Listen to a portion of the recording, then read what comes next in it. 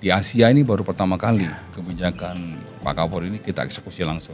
Untuk penerimaan anggota Polri tahun 2004. Ini perlu catat ini bukan sejarah bahwa Polri ini sangat ramah dan buka peluang dan kesempatan yang sama sesuai dengan amanat Undang-Undang 8 tahun 2016. Dan kita melakukan langkah awal tuh mapping dulu. Nah, setelah kita mapping ternyata ada kelompok disabilitas yang sudah bekerja di lingkungan kepolisian.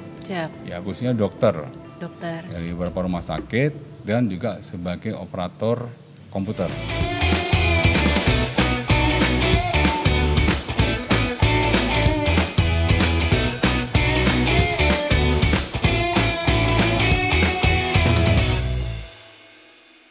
Halo Sobat SSDM Polri, balik lagi dengan Bribtu Mia yang akan menemani kalian di podcast SSDM kali ini.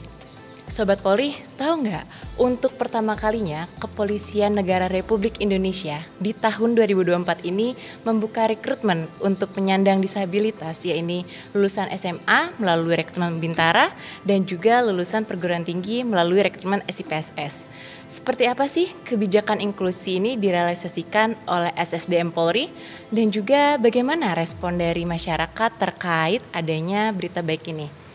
Ya, yang terhormat ada Bapak SSDM Polri, Irjen Pol Profesor Dr. Dedi Prasetyo M.Hum MSc MM dan juga Ketua UMKM Disabilitas Kota Semarang, Himpunan Inklusi Kota Semarang dengan Bapak Joko Trisaptono.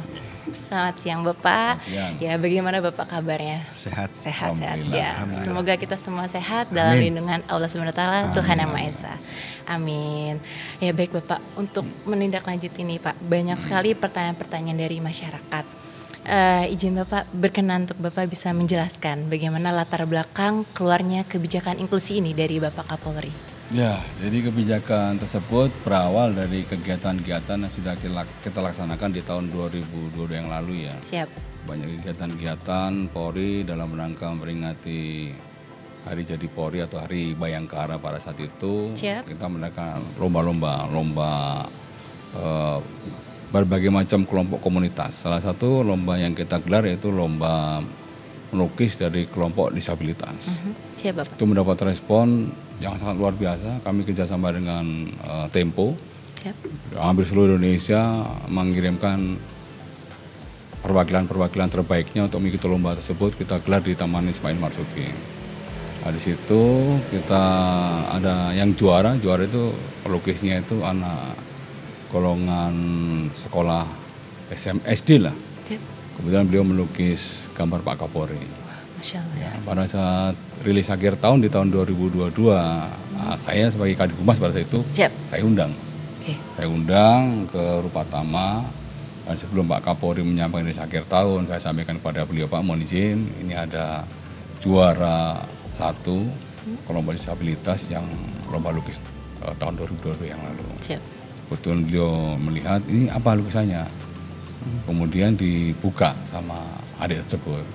Lukis gambar Pak Kapolri sangat terenyuh. Sangat terenyuh Pak Kapolri menyampaikan kepada saya, Bang, tolong kegiatan-kegiatan seperti ini dikelola. Nah, berangkat dari situ dalam berproses di tahun 2023 kegiatan-kegiatan pun dilakukan. Nah, pada saat rilis akhir tahun 2023 Pak Kapolri kembali ingat lagi ya dengan rilis akhir tahun 2022 yang lalu. Pak Kapolri memerintahkan kepada saya dan saya teruskan kepada Pak Karo Dalpes. Ya, Pak Kapolri mengambil kebijakan untuk rekrutmen tahun 2024. Ya, beliau akan menerima dari kelompok disabilitas. Ya, karena memang sebenarnya dari pemerintah itu dengan adanya Undang-Undang Nomor 8 tahun 2016 sebenarnya sudah memadai bahwa kelompok disabilitas juga diberikan hak yang sama. Ya, di dalam bekerja. Nah, Polri pada saat di tahun 2023 sebenarnya kita sudah melakukan rekrutmen terhadap kelompok disabilitas, tapi untuk golongan ASN. Ya, ASN atau pegawai negeri kepada Polri. Ya, dari kelompok itu kita pekerjakan di 2 Polda, yaitu di Polda Jogja, kemudian di Polda Sumatera Selatan. Dari situ berproses ya Pak Kapolri tambah yakin setelah sudah Pak, kita sudah melakukan rekrutmen tapi ASN. Saya minta anggota Polri. Ya tahun 2004 coba dicek lagi sampai sejauh mana ya persiapan yang akan kita lakukan. Ya, sebelum kita melakukan persiapan, kita juga melakukan studi komparatif di beberapa negara maju yang sudah memperkerjakan kelompok disabilitas bergabung dalam tugas-tugas kepolisian. Oh ternyata ada. Ya, ternyata ada di beberapa negara Eropa, kemudian khususnya di Inggris, di Australia yang jauh lebih maju. Nah, di Australia juga ada ya, jauh lebih maju untuk sudah mempekerjakan polisi-polisi dari kelompok disabilitas di operator-operator dan pekerjaan-pekerjaan staf. Ya alhamdulillah dasar dari kebijakan Pak Kapolri tersebut ditindaklanjuti oleh staf dan kita melakukan langkah awal tuh mapping dulu. Nah, setelah kita mapping ternyata ada kelompok disabilitas yang sudah bekerja di lingkungan kepolisian. Ya khususnya dokter dari beberapa rumah sakit dan juga sebagai operator komputer. Ya, penerimaan yang 110 itu operatornya dari kelompok disabilitas. Kemudian ada juga operator yang melaksanakan tugas di kehumasan di Polda dan di rumah sakit tadi. Ya, dari proses tersebut kemudian berjalan rekrutmen SIPSS tahun anggaran 2024 ini ada 2.700 lebih lah peserta. Ya, termasuk 6 diantaranya dari kelompok disabilitas. Ya, kemudian dari berproses tingkat daerah, sekarang sampai di tingkat pusat dari 6 tinggal 3. Yang 3 gugur di tingkat daerah karena permasalahan apapun tidak memenuhi persyaratan dari sisi kesehatan, ada yang sakit. Sehingga dari sisi kesehatan nanti kalau bisa dilanjutkan mengkhawatirkan bahwa kondisi yang bersangkutan, kondisi keselamatan jiwa yang bersangkutan, oleh karena kita gugurkan di tingkat daerah. A3 masih berproses sampai dengan tahap akhir pada hari ini. Ya, tadi saya melihat langsung bagaimana mereka melaksanakan kegiatan asesmen mental ideologi yang diselenggarakan dan kita bekerja sama dengan Densus 88. Ya, alhamdulillah cukup bagus. Dari 3 ini tinggal 2, 1 kondisi sakit sehingga mengundurkan diri. Harapan saya tinggal 2 ini sampai dengan tes akhir, sampai dengan tanggal 1 Maret yang akan datang akan diumumkan, dan tanggal 5 Maret akan kita buka pendidikan untuk penerimaan SIPSS untuk tahun anggaran 2024. Nanti kita buka 2 gelombang, masing-masing gelombang itu 100. Ya. Nah, gambaran umumnya seperti itu. Siap Bapak. Berarti waktunya cukup singkat juga ya Pak izin, dari akhir tahun 2022, lalu sempat ada sosialisasi di 2023 dan penerimaan untuk ASN, lalu tahun 2024 baru direalisasikan untuk penerimaan Polri-nya nggih Pak. Ya, dan perlu saya tambahkan bahwa awal memang kita melakukan rekrutmen dari SIPSS ya, dari sumber sarjana ya, untuk golongan disabilitas. Nah, nanti di bulan April kita akan melakukan rekrutmen terpadu untuk anggota Polri. Siap. Rekrutmen terpadu anggota Polri, nanti disabilitas akan kita juga rekrut di golongan kepangkatan untuk bintara maupun tamtama. Sama penugasannya lebih banyak kepada penugasan yang staf dan kaitan dengan IT. Ya, kaitan dengan operator, dan juga bisa kita merekrut kaitannya dengan laboratorium forensik yang kita miliki. Nah, kelompok disabilitas tersebut memiliki kompetensi seperti itu kita harapkan bisa bergabung di anggota kepolisian. Siap Bapak ya. Kebetulan juga banyak sekali Bapak dari Sobat SSDM ini yang menanyakan kapan sih dibukanya RIM terpadu seperti Bintara dan Polri. Jadi sudah dijawab ya Sobat-Sobat Polri, kalau misalnya nanti bulan April akan dibuka pendaftaran RIM terpadunya ya Pak. Siap. Jadi harus disiapkan secara fisik dan mentalnya gitu. Siap. Baik Bapak, untuk animo pendaftaran SPSS tahun ini bagaimana Bapak? Ya, jadi kembali ke animo cukup tinggi. Ya, setiap tahun melakukan peningkatan kurang lebih sekitar 10% ya. Siap. Ya, tahun lalu 2.500-an lebih, sekarang 2.700 lebih. Ya, dari 2.700 yang kita berangkatkan untuk mengikuti tes tingkat pusat adalah 225. Dari 225 nanti akan kita terima sesuai dengan kuota didik adalah 200. Siap. Ya, 200 kita bagi menjadi 2 gelombang. Siap. Ya, 2 gelombang, masing-masing gelombang itu 4 bulan setengah untuk pendidikannya ya. Nanti gelombang 1 di bulan Maret sampai dengan nanti bulan Agustus ya, nanti baru mulai lagi untuk gelombang kedua sampai dengan nanti akhir tahun begitu. Siap Bapak, iya. Ya ternyata memang animonya banyak sekali ya Bapak izin ya. Siap. Dan dari tahun ke tahun alhamdulillah banyak peminatnya Bapak. Siap, mengalami peningkatan. Lalu izin Bapak, bagaimana kesiapan dari SDM Polri bagi pendaftar untuk penyandang disabilitas Bapak izin? Siap. Jadi kesiapan kami tentunya SDM tidak bekerja sendiri. Ya, kami juga melibatkan dari komunitas maupun dari pemerhati disabilitas. Ya, kita dari Biro Dalpes sudah berkomunikasi dengan di tingkat pusat, ya, sudah mengkomunikasikan, mendiskusikan untuk formatnya, bagaimana proses pelaksanaan tes dari mulai tingkat daerah sampai tingkat pusat. Ya, di Jawa Tengah kami juga menggandeng komunitas. Ada Mas Jack, ya Mas Jack nanti akan menyampaikan bahwa komunitas Mas Jack juga ikut membantu untuk melakukan sosialisasi nantinya di tingkat daerah ya atau tingkat wilayah ya. Dan Mas Jack bertanggung jawab di wilayah Semarang dan sekitarnya, mungkin Jawa Tengah nanti kan kita sebarluaskan. Dan juga kita bekerja sama juga dengan kelompok-kelompok maupun dengan eksternal lainnya seperti Kementerian Kesehatan, kemudian Kementerian Pendidikan dan Kebudayaan, kemudian dengan Badan Cyber dan Sandi Negara, banyak beberapa instansi yang kita juga ikutkan di dalam proses seleksi ini agar betul-betul nanti kita mendapatkan calon-calon anggota Polri yang terbaik. Siap. Jadi beberapa instansi ikut terlibat ya Bapak izin ya. Siap, demi SDM yang unggul ya Bapak. Siap. Izin Bapak, terima kasih. Mia ingin bertanya juga ke Pak Joko. Untuk Bapak, bagaimana ya menurut Bapak langkah kebijakan dari Kapolri ini yang membuka ruang bagi teman-teman disabilitas untuk menjadi anggota Polri? Pertama-tama kami mewakili disabilitas akan mengucapkan terima kasih sekali kepada Bapak Kapolri. Yang dimana dengan kebijakan yang baru ini Pak ya, ini sudah membuka ruang untuk kaum disabilitas bisa menjadi sekali lagi anggota kepolisian. Ini baru pertama kali. Kami benar-benar terharu, kami amazing nih, ini suatu keajaiban. Jadi kami mau bilang apa ya, saya mengucapkan terima kasih sekali ya kepada Kepolisian Republik Indonesia melalui Pak Kapolri yang sudah memberi kesempatan kepada kami kaum disabilitas, di mana yang dulu mungkin ini adalah satu mimpi. Apakah mungkin seorang disabilitas menjadi anggota polisi?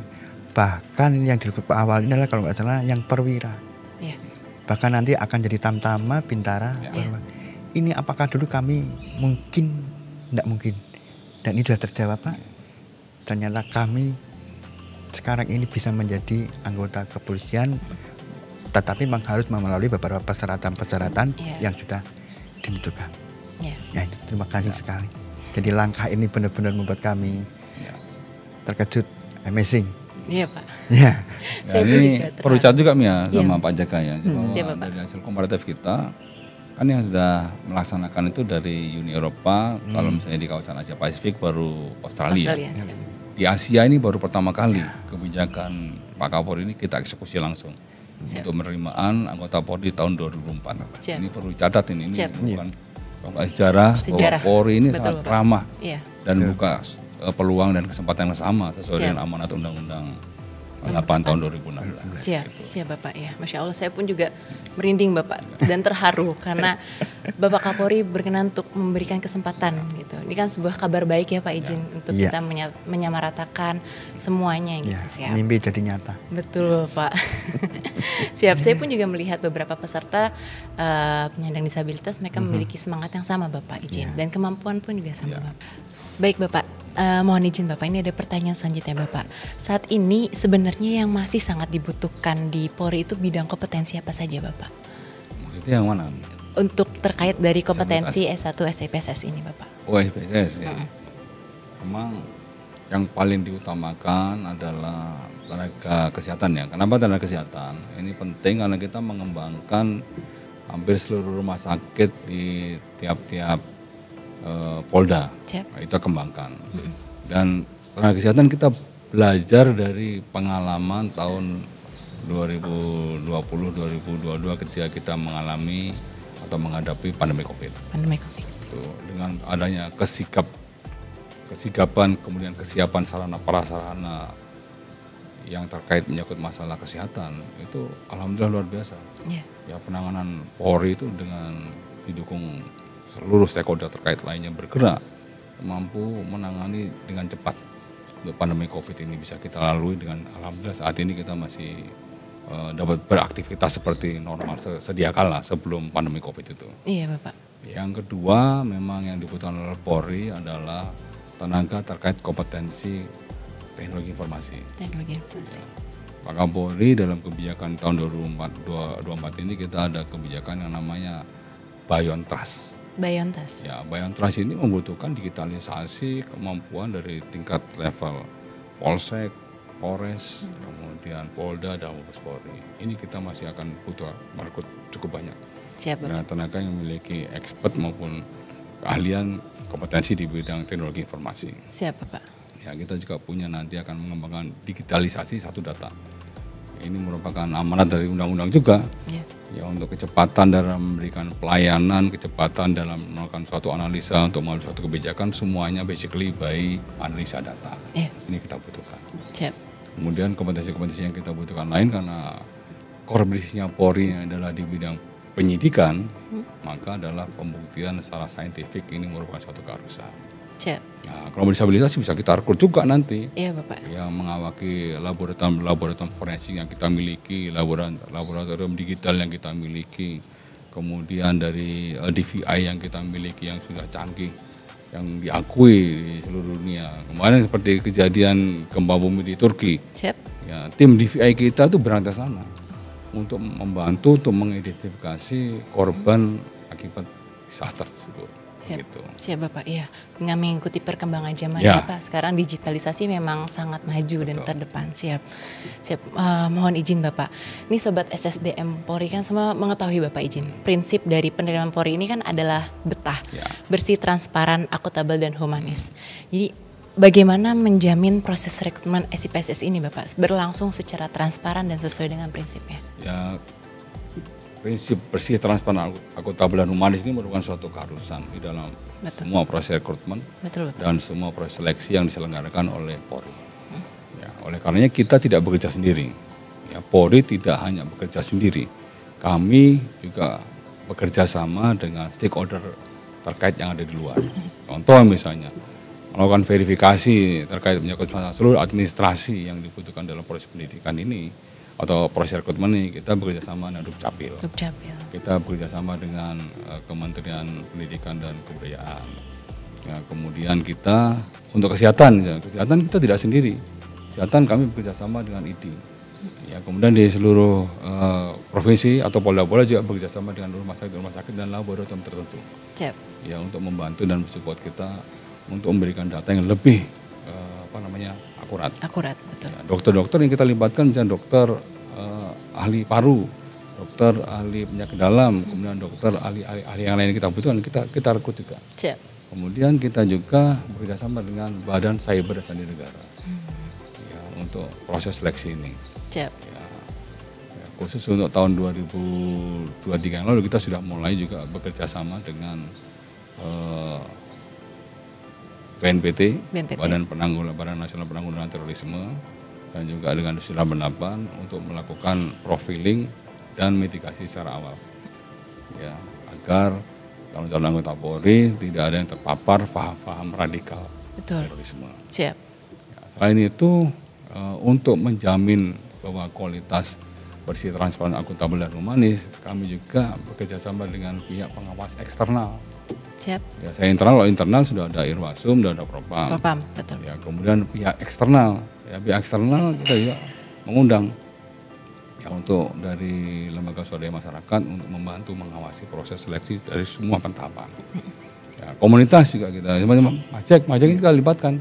Majek biar lihat sendiri bagaimana proses seleksi yang kita gelar khususnya penerimaan SIPSS tahun anggaran 2024 ini. Ya, ini yang sebagai sarana kontrol ya, dari pihak internal maupun eksternal agar kualitasnya sesuai dengan persyaratan bersih, transparan, akuntabel ini betul-betul bisa kita wujudkan. Ya, betul Pak, siap.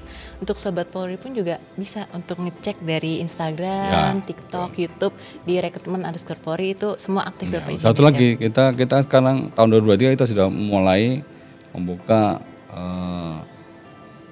sebagai sarana komunikasi. Siap Bapak. Ya, dengan membuka layanan hotline, kemudian kita membuka media sosial kita. Betul Bapak. Ya, apabila ada saran, masukan, ada hal yang perlu dilaporkan, kita buka. Siap. Ya, kita komunikasi digital kita buka. Ya. Ya, biar masyarakat dimanapun jangkauannya bisa memberikan saran, masukan, mau mengkritik. Betul Bapak. Kemudian mau menyampaikan keluhan dan lain sebagainya bisa kita tampung. Siap. Dan nanti operator-operator kita juga akan memberikan jawaban-jawaban kepada masyarakat secara luas. Iya. Ya, komunikasi digital sudah kita bangun di tahun 2023, nanti kita tingkatkan lagi untuk tahun 2024. Siap. Gitu. Ya. Semua bisa semuanya lewat sosial media ya Bapak izin. Ya, jadi betul. kita bisa komunikasi langsung dan nanti akan ada operator ataupun adminnya yang akan menjawab ya Pak. Siap. Izin Bapak, kami mau menanyakan kepada Pak Joko lagi. Menurut Bapak bagaimana potensi dari para penyandang disabilitas ini untuk institusi Polri? Menurut saya potensi dari teman-teman disabilitas itu juga tidak kalah dengan teman-teman yang normal ya. Betul, artinya Bapak. kami juga mempunyai teman-teman yang sangat berkompeten sekali. Seperti tadi juga ada yang dari dokter ya, dokter, mungkin juga dari ahli IT. Meskipun kami sebetulnya mungkin hanya bisa duduk di belakang meja, tetapi secara potensial kami tidak kalah. Semacam jadi itu justru sangat membantu kami supaya kami teman-teman di sini juga bisa lebih profesional dalam mempelajari keilmuannya itu. Jadi sangat potensial sekali, Mbak. Siap. Ya, Iya. seperti sekarang ini kan dunia IT ya, sangat cepat sekali, sangat pesat sekali. Teman-teman disabilitas juga bisa menggunakan itu. Iya. Jadi semuanya bisa menggunakan lah, kecuali untuk lari lah itu memang kami tidak bisa. Meskipun kami yang namanya berkebutuhan khusus, berarti ada keterbatasan di situ. Betul. Tapi untuk yang namanya ilmu itu tidak ada batasnya. Betul. Itu selalu berkembang. Apalagi ditambah dengan terbukanya Kapolri atau pihak kepolisian, kita diterima. Nah, itu kita pasti akan bisa mengaktualisasikan di situ dan kami yakin kami akan menunjukkan bahwa kita mampu. Siap. Nah, itu. Siap Bapak. Izin Bapak. Terima kasih Bapak. Lalu izin Pak, apakah masih ada kesempatan lagi untuk penyandang disabilitas mendaftar menjadi anggota Polri Pak? Mungkin di tahun depan gitu, apakah akan dibuka lagi Pak? Tentunya, kebijakan ini kan selalu kita evaluasi. Siap. Dari rekrutmen yang awal SIPSS nanti kan kita evaluasi tahun 2025 sebelum kita mulai suatu kebijakan. Yeah. Sama halnya nanti setelah kita melakukan rekrutmen terpadu untuk pendidikan pembentukan dari Bintara maupun Tamtama yang akan nanti juga bergabung dari kelompok disabilitas Mas Jack. Yeah. Nanti akan kita evaluasi juga. Iya, harus. Setelah kita evaluasi baru nanti di tahun 2025 baru kita putuskan. Ya, termasuk prodi-prodi yang kita butuhkan. Tentunya semuanya basically by data. By data. Dari data, dari mapping, saran, masukan ini sangat penting sebelum Siap. kita melakukan satu kebijakan. Kita analisa semuanya. Setelah kita analisa, kita kaji, baru kita merumuskan kebijakan. Tapi jelas kebijakan kami sangat komitmen, kami sangat konsisten. Tahun 2025 tetap kami akan merekrut dari kelompok disabilitas untuk prodi-prodi tertentu, ya untuk SIPSS dan juga golongan kepangkatan untuk Bintara maupun Tamtama. Siap. Masya Allah ya Pak. Jadi alhamdulillah gym masih dibuka dan jadi bisa disiapkan secara fisik dan mentalnya gitu kan. Lalu Bapak, untuk Pak Joko, apa harapan Bapak untuk rekrutmen Polri ke depannya nanti? Ya tentunya kami segera ya pengennya itu dan segera untuk dibuka, terutama ada berita tadi bahwa mulai dari Tamtama, dari Bintara, bahkan perwira. Ini coba perwira. Siap. Apakah kita bisa membayangkan seorang perwira dari disabilitas? Ini amazing sekali, sangat benar-benar amazing saya katakan. Saya harap ya segera, kemudian untuk sosialisasi saya minta segera untuk pihak kepolisian untuk sosialisasi mulai dari tingkat Polsek, Polres, Polwil, bahkan Polda, sehingga kami semua segala informasinya bisa kita terima dengan baik. Dan mungkin seperti dikata Pak Dedi tadi juga mungkin bisa berbicara dengan komunitas-komunitas supaya informasi ini bisa tersebar dan yang penting tidak keliru. Iya, betul Bapak. Pengumuman pasti akan terbuka ya Pak. Siap, betul. Dengan prinsip betah ini ya Pak Ijin. Siap. Satu lagi Bapak izin pertanyaan dari kami, apa pesan Bapak untuk masyarakat yang ingin menjadi anggota Polri? Ya, tentunya pesan saya yang utama adalah mempersiapkan diri secara awal ini merupakan suatu kemutlakan. Ya, jadi seluruh tahapan-tahapan seleksi yang kita akan selenggarakan dari mulai seleksi administrasi, kesehatan, kemudian fisik, kemudian intelektual atau akademis, kemudian psikologi, dan juga asesmen terkait menjaga kesehatan mental ideologi ini butuh persiapan. Ya nggak bisa semua diraih dengan instan, tapi dengan persiapan yang bagus, persiapan yang cukup, ya ini buah merupakan suatu kerja keras. Dan tentunya doa. Ya, ini tidak akan pernah mengkhianati hasil. Betul Bapak. Siap. Usaha juga tidak akan mengkhianati hasil ya Pak. Siap. Baik, terima kasih banyak Bapak atas waktunya berkenan hadir dan sharing informasi kepada kami, dan pertanyaan dari seluruh masyarakat pun juga sudah terjawab oleh Bapak SSDM-nya langsung. Demikian SSDM Podcast hari ini. Nantikan materi dan informasi selanjutnya. Stay tune. Salam presisi.